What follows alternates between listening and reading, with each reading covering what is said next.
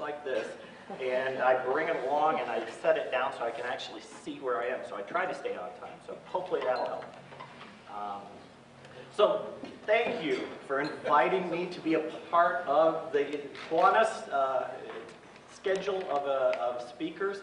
I love to do this talk because it's one of my favorite things around, and that's our fine city. So we have a great story to tell. I'm going to jump right in because if not, I'll run out of time. State of the city of Wooster, Ohio. We'll jump right in. There we go. I learned a couple years ago that to talk about the goals for the coming year. People like to hear about the past, but they really want to hear about the future. So here are the goals. These are actually in process. I told you last year about these plus 7 or 8 other goals. Those other ones are all done, so I didn't rehash the past. But I want to tell you that these 4 goals we're still working on. They're in process. I told you last year it was probably going to be a number of years to make these happen.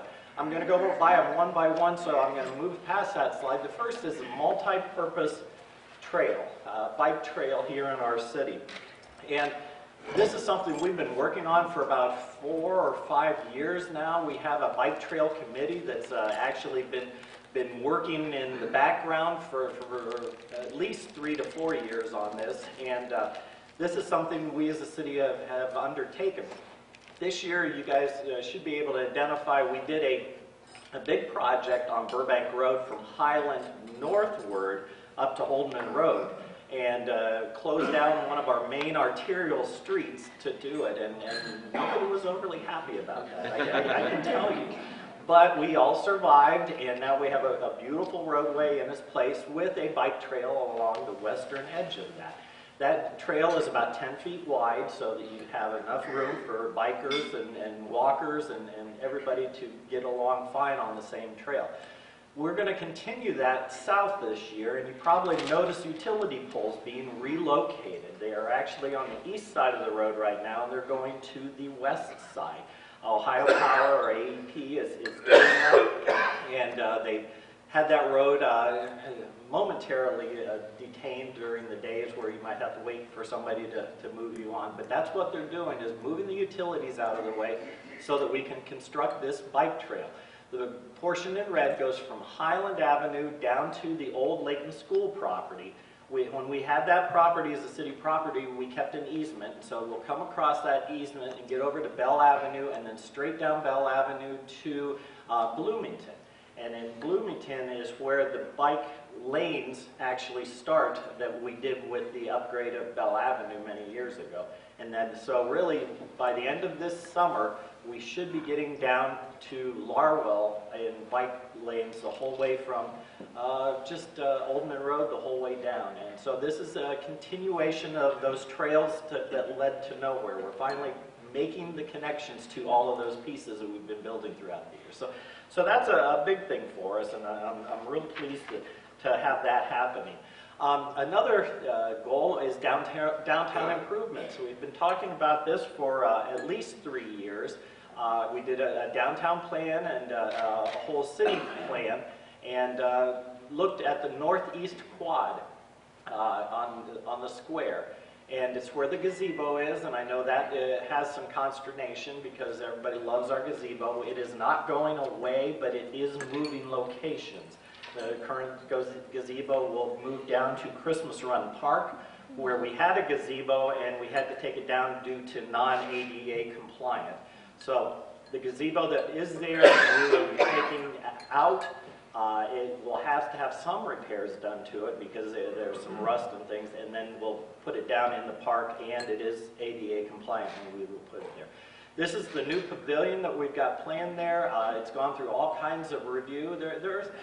I'd like to say that everybody in the community loves this idea. I can't say that because a lot of people say, we like the old gazebo, we don't want that to go away. But I think the majority are sold with the idea. We'll have a big W like that on top, and so we're looking forward to having that be completed this summer. You'll see that starting probably March, early April, whenever the weather breaks for us. This is something I told you was going to take years. But our community center, it was built excuse me, in 1976 using some federal dollars. So it's 42 years old. It has been a wonderful facility. It really has. And the building is still a very good building. Now, we're starting to see some age things, plumbing issues and things like that, that a 42-year-old building is going to have with it.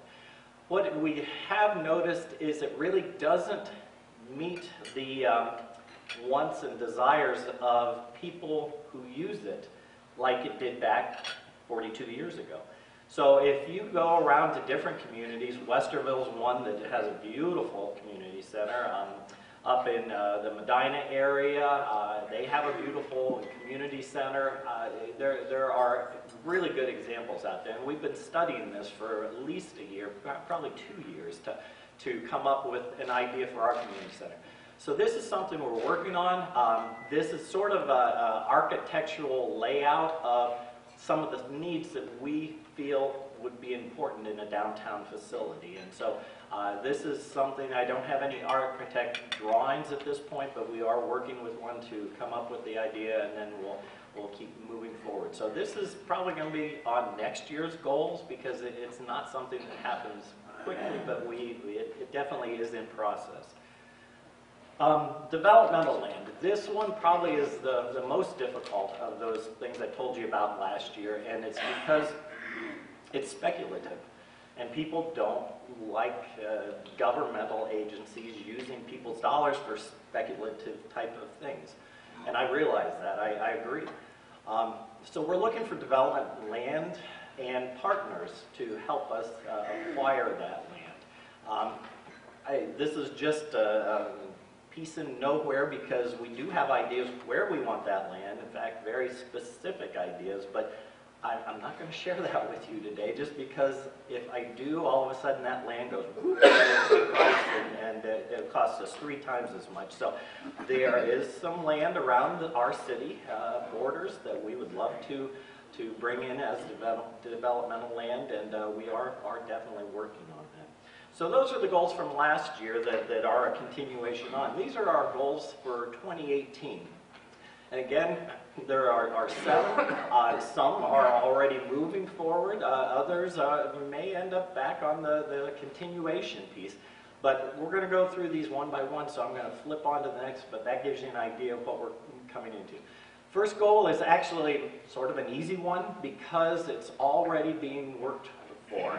Tyler Technologies produces accounting software, essentially. We have a system called IFAS, the Integrated Financial Accounting System. And I actually had to ask somebody what IFAS stood for, because I've only heard it called IFAS. It's been in place since January 1st of 1999, so it is 19 years old. If you think about all of your computers and the software that runs them, how many are still operating on software that's 19 years old?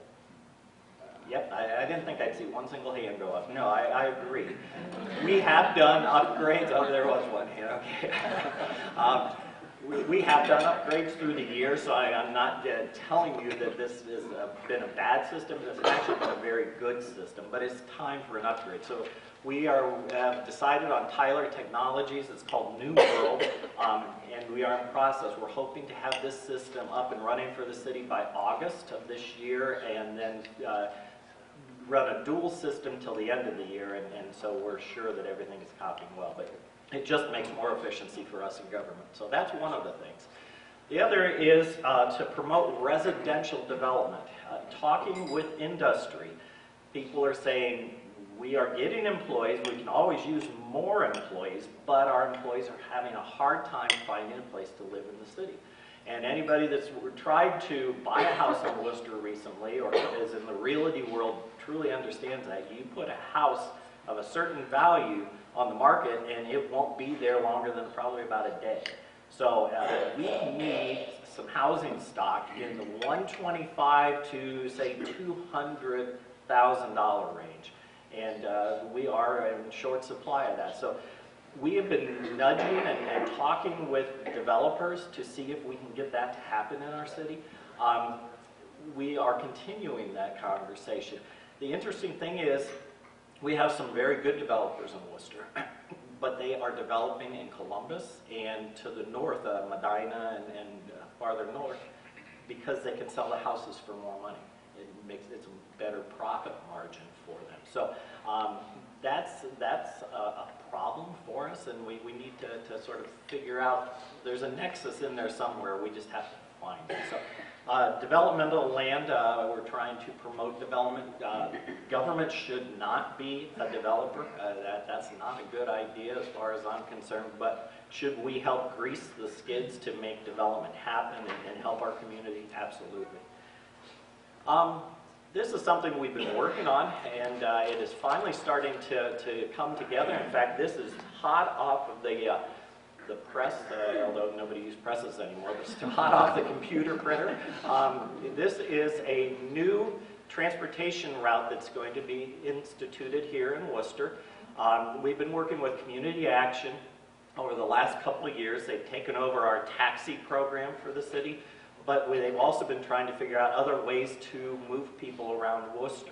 And so Community Action's been a great partner. Worcester Transit has sort of reformed themselves. Eric Swartz and Troopers are leading that company now, and they've really turned into a good partner for us also. So the city is supporting this whole operation. We are encouraging it. We're trying to make it happen. And this is just off the printer with a new bus route. So Worcester Transit, you're going to see traveling this bus route, and I think that'll be really good because we have a lot of people that need transportation alternatives. The Freelander Chalet.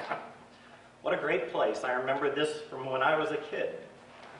And unfortunately, that's why we have to do something about it, is because it's that old now.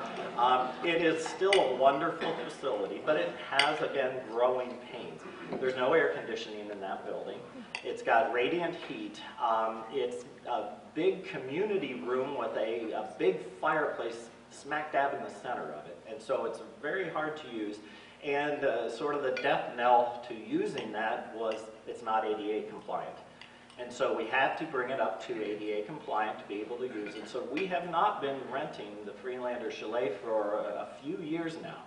It's a nice facility. I think we could have wedding receptions there. I think we could have small parties and things like that. I think it would be used by the community if we can get it back into shape. So we put $200,000 in the budget for fixing that up. The first thing we have to do is the HVAC system and get it usable. And then we want to do some other modifications on it. I don't have an architectural drawing right yet, but that will be taking place this year, and we're trying to get the Freelander Chalet back into good use so that it's a nice facility to be used by our community.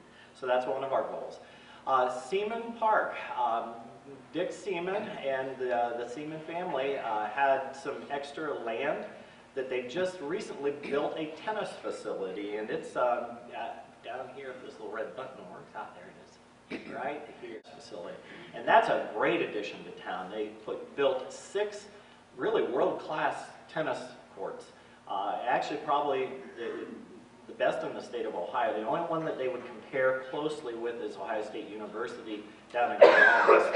Very special courts, very special lighting, very special surface on the thing.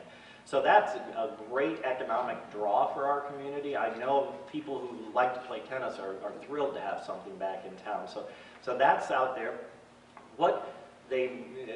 We've been working with Dick and Daniel Zoneff since December of 16 when they brought this idea forward. What they want to do is that land in the green is wooded land. It's got some wetland spaces in it, the blue you can see there, but they want to donate it to the city as a park. And so we've been working with them, and it would be sort of a wildlife type of park with trails through it. Way over on the western edge of it, about in this area, is an overview of the Clear Creek Valley River. And it's a really pretty overlook. So it's similar to Spangler. It's not quite as big, but I think it'll be a really nice thing. Dick and the family decided that would be a really nice thing for the community and also for the businesses that we have people in that area. A lot of people walk at lunchtime and stuff. And And so that's the reason they would like to see that developed as a park. So we're working with grants and things to try to bring those things forward. Here's something